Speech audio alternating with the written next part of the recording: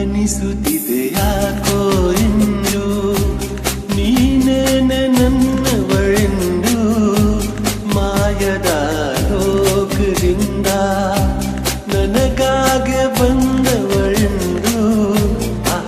ಎಂಥ ಮಧುರ ಯಾತನೆ ಕೊಲ್ಲು ಹುಡುಗಿ ಒಮ್ಮೆ ನನ್ನ ಹಾಗೆ ಸುಮ್ಮನೆ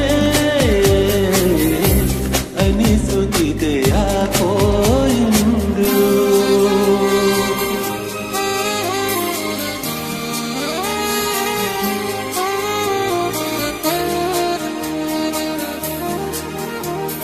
ಸುರಿಯುವ